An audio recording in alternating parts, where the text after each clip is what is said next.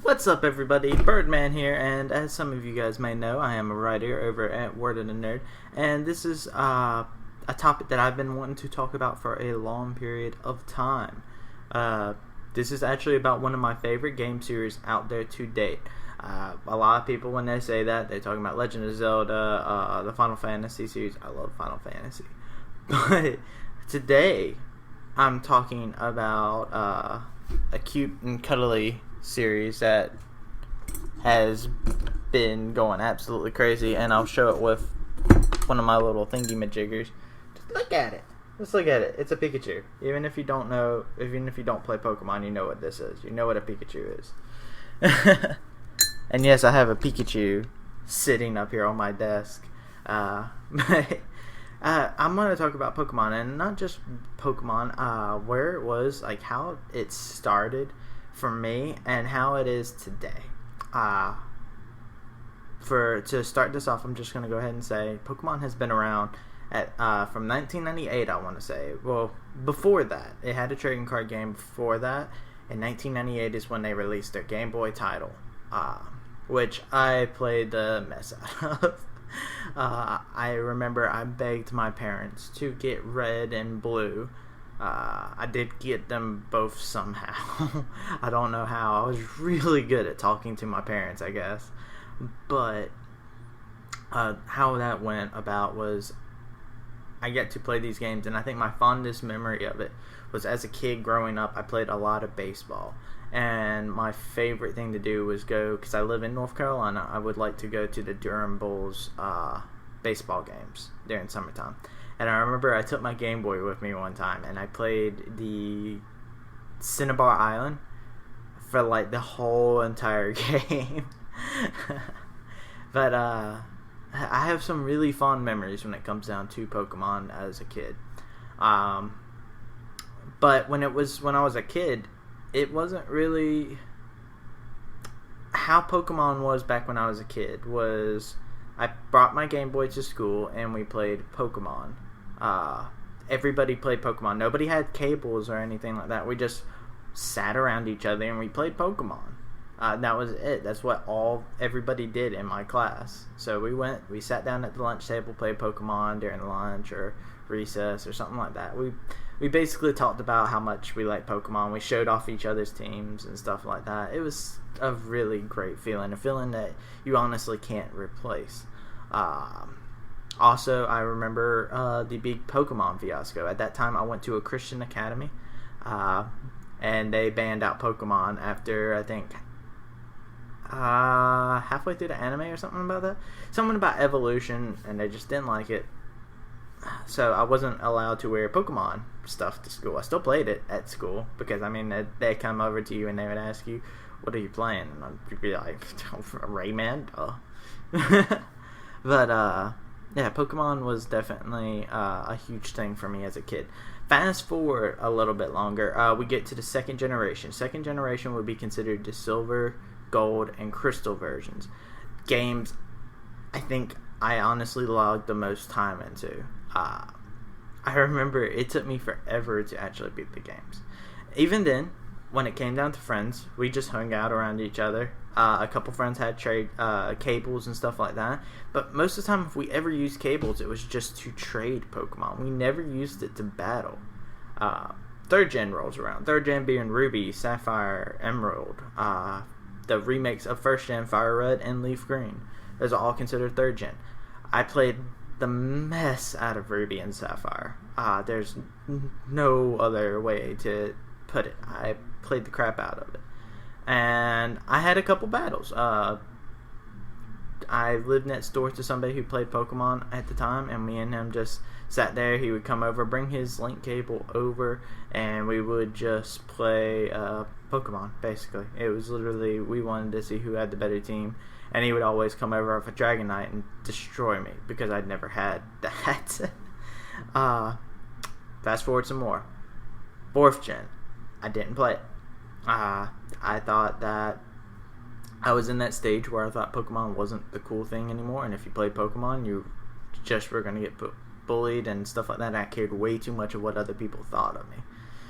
So I didn't play 4th gen until 5th gen rolled around, and I wanted to play 5th gen. I really wanted to play 5th gen, and I was blown away with 5th gen because out of 5th gen, I had something that hadn't happened to me in Pokemon games before. It had a story that gripped me. Like, I was completely intrigued by the story. They made an amazing character out of N, and his father, they made him one of the most hated characters in Pokemon, for me at least. So they did a great job with character development, which is something they have done, but not to that degree, at least not for me.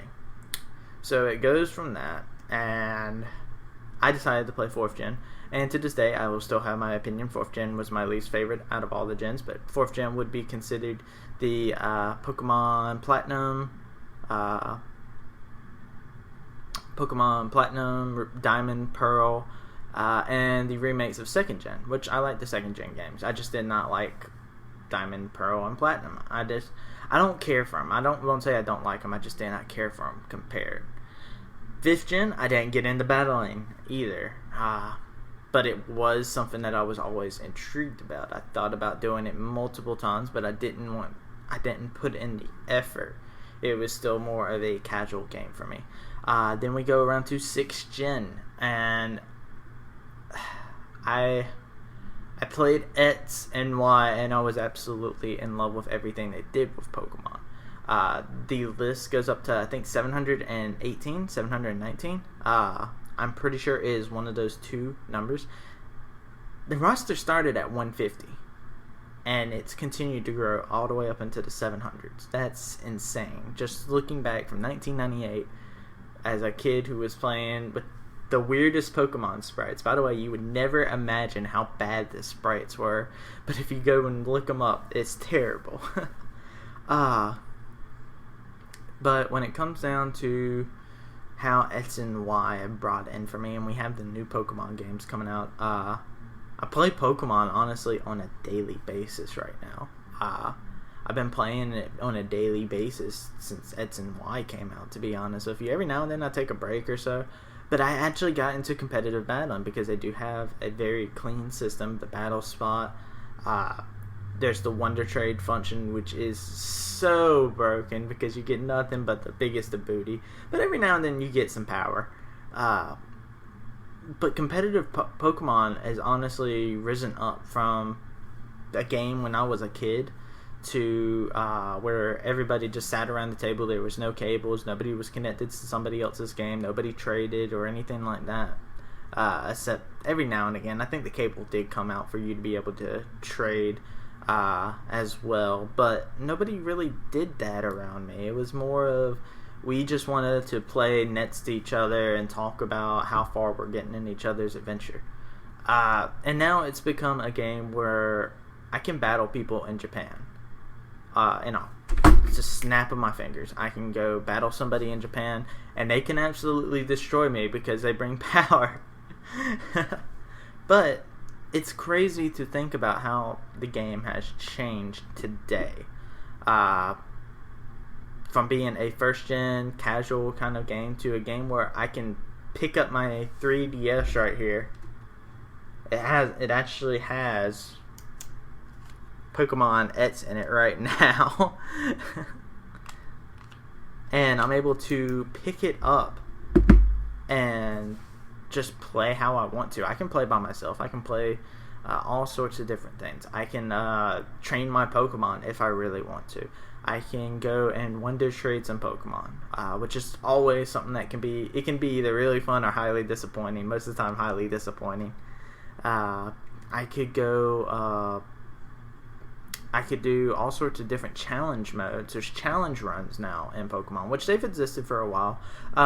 If you are accustomed to it, or if you're not, there are things like Nuzlocke is probably the most popular one, where if a Pokemon faints, it is dead. Not only that, you can only catch the first Pokemon that you encounter in a route, and if you mess that up, then you aren't able to get another Pokemon from that route, and your team is left short-handed. Because if a Pokemon dies, you don't have anybody to fill that hole anymore. There's all sorts of challenge runs. X and Y introduced the Wonderlock mode where it's a Nuzlocke, but instead of catching Pokemon and using that Pokemon, you're Wonder Trading it off, which sucks. I've done 2 of those so far, and the amount of Love Disc that you get, I mean, Love Disc is the finest of power, of course, but it gives you booty, I guess is the best way to put it. There's no, a lot of times you won't get a good Pokemon. Every now and then you find a good Samaritan that has pity on your soul, but that's about it. So, it's just kind of weird looking back and looking forward. Because Pokemon is growing. They just had the World Championships not too long ago where you had, we watched an American player go against a Korean player in what was a really close match that could have gone either way. But the Korean player had his own strategy that ended up working to his own favor, and he was able to come out on top. And it's just so weird thinking back to a time where I sat at my cafeteria table, my little Game Boy, just going crazy. And now I'm opening my 3DS. I'm opening YouTube to watch other people play it while I play sometimes. I'm interested in strategies. I play Pokemon Showdown on a daily. Just trying to continuously try out new teams and get better at the game. And it's a growing game. Not only does it have those 718 Pokemon, that's not counting Mega Evolutions. Mega Evolutions being introduced in X and Y. There's so much when it comes down to possibilities for Pokemon. Like, Mega Evolutions is something that nobody ever saw, and it's a genius idea where you take existing Pokemon that everybody already likes or is somewhat underpowered. You take that Pokemon and you completely reinvent it. You give it a new ability. You give it higher stats. You make it power. You make it something that strikes fear into whoever you're going against. If somebody sees you have a Pokemon that can possibly Mega Evolve, they're going to be afraid. Now, there are some Pokemon out there that don't really need the Mega Evolution, and it's just insane to see when they come out. But it's a way for them to honestly continuously build off of the older Pokemon that have already been created. Because I know a lot of people with X and Y complain about how it was the smallest roster of new Pokemon being added to any Pokemon series, but when you think about it, it evens out because of all the Mega Evolutions. I know they're not counted as new Pokemon, but still, it kind of goes hand in hand with that. So the big thing I'm kind of going in between right now is Alpha Sapphire and Omega Ruby is coming out. It will be out in November, and I'm super excited for it.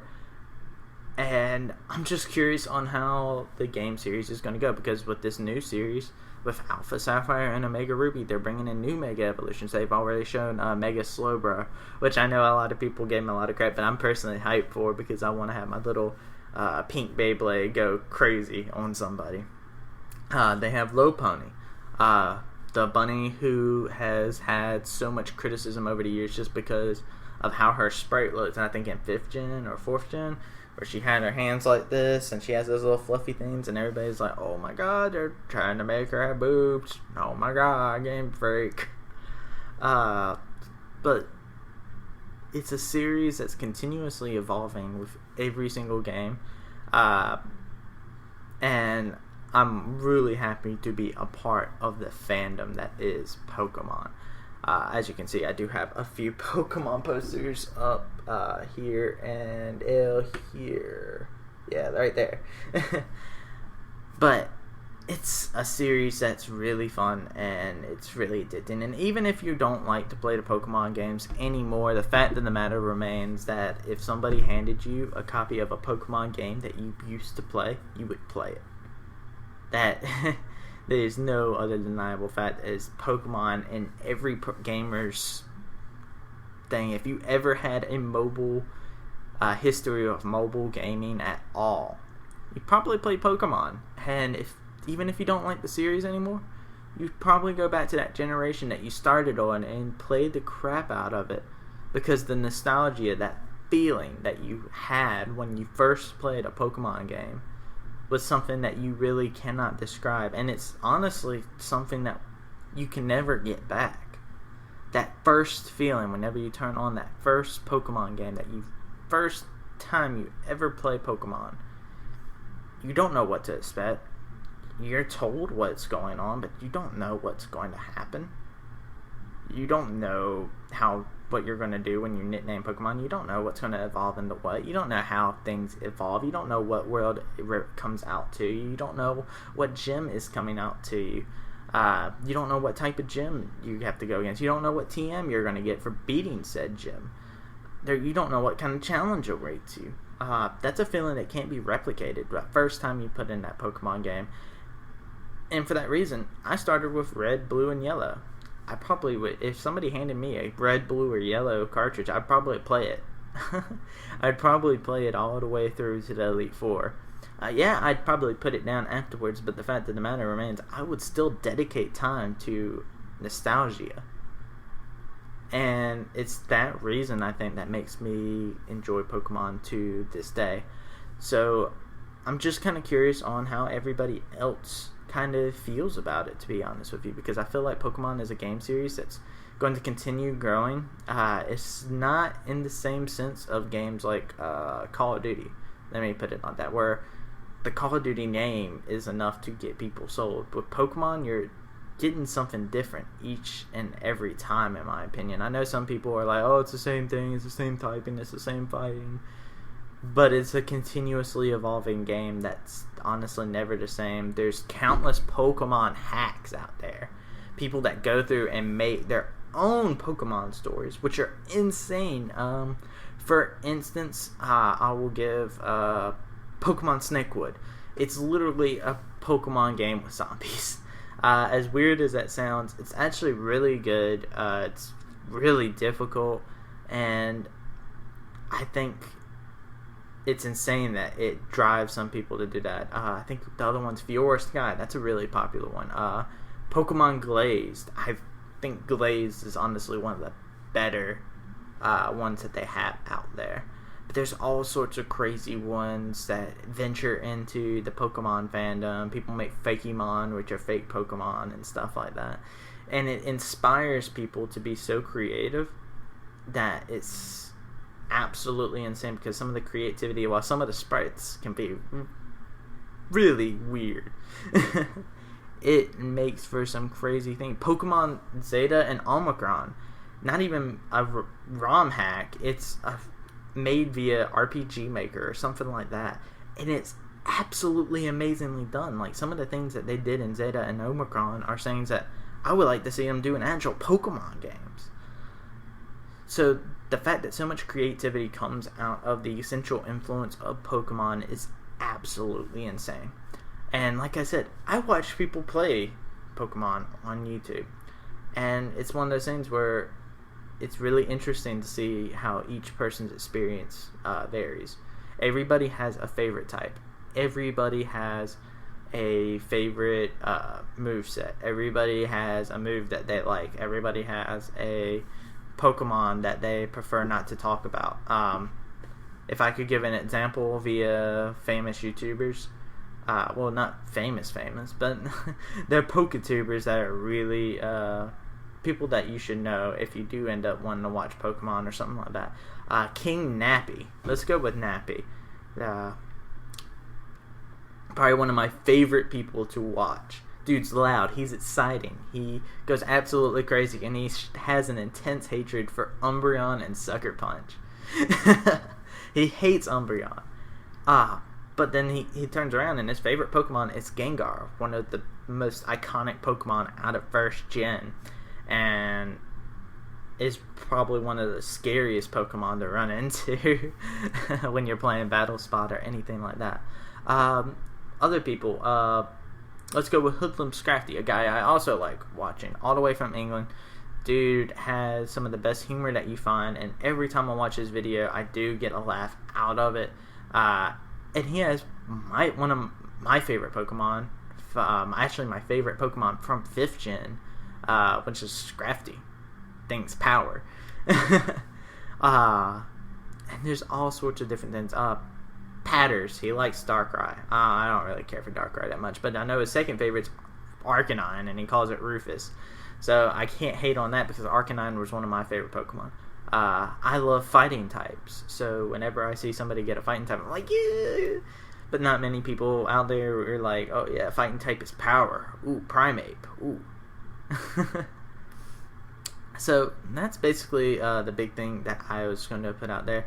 If you guys would, the people I mentioned in here, I highly suggest that you watch their content on YouTube if you haven't. Because it's definitely worth the time and just being able to see. And you can watch some of the people that they play with and stuff like that, like the Heated Mo and stuff like that. Those guys are crazy and entertaining. But it just goes back to the point where everybody has a different experience, and you're able to see that different experience still today.